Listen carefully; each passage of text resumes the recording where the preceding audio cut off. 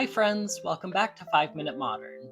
My name is Cindy, and today we're taking a look at the visionary and foreboding work of Matta. Roberto Antonio Sebastian Matta Echuarren, or as he became known, Matta, maintained a level of mythos around his early life in keeping with the self-mythologizing popular among his colleagues in the surrealist movement.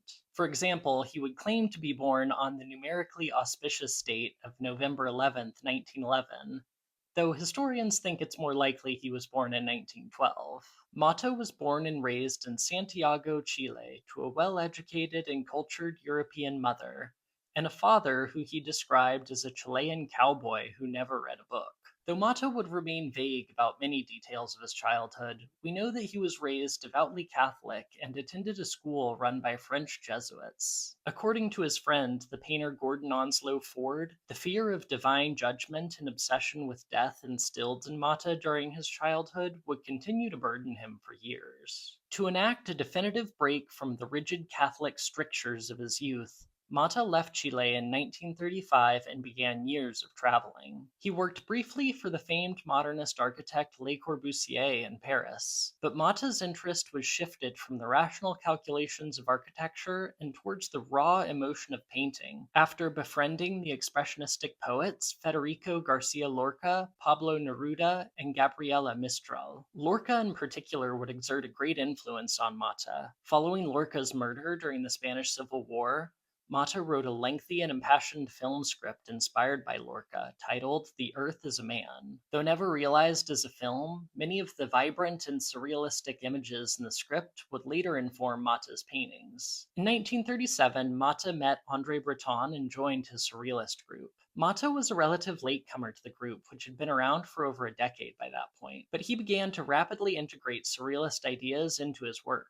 Automatic painting, the surrealist practice of making spontaneous brushstrokes on the canvas, was especially interesting to Matta. Along with the rest of Breton's group, Matta fled Paris for New York in 1939 as the Nazis began advancing across Europe. Matta's arrival in New York would spark a highly productive decade for his own work, though he would also provide a key inspiration for the rising abstract expressionist painters. Matta was instrumental in explaining automatic painting to Robert Motherwell, Arshile Gorky, and William Baziotes, the latter of whom went on to explore the technique with Jackson Pollock. Though Matta eagerly espoused surrealist techniques, he went farther in his own paintings. In addition to the gelatinous swirls of color that Matta smeared out through automatic painting, he began including geometric shapes, typically outlined in white or black.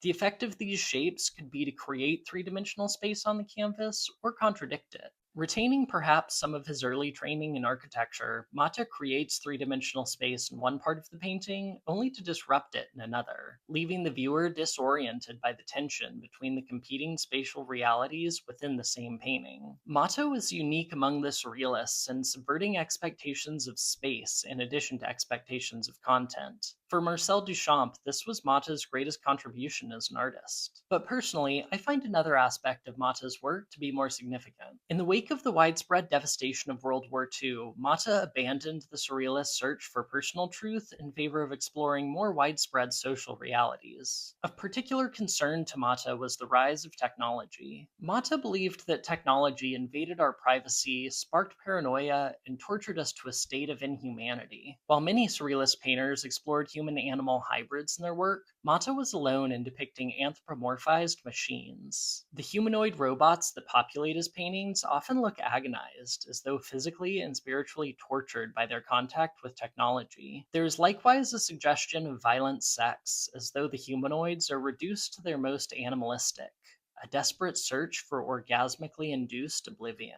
Looking at these paintings, I was reminded of the Marxist philosopher Mark Fisher's concept of depressive hedonism, the response to lack of meaning in one's life by hurling oneself continually into base pleasures. Though Matta died in 2002, there's so much about his work that feels prescient from the standpoint of our present age. At a time when artificial intelligence increasingly threatens our humanity, Matta's work shows the agony that awaits if we allow that humanity to be fully stripped away. Thanks so much for watching this one. As always, I hope you enjoyed the video, and I hope you learned something new. Please remember to like and subscribe, and I'll see you in the next one.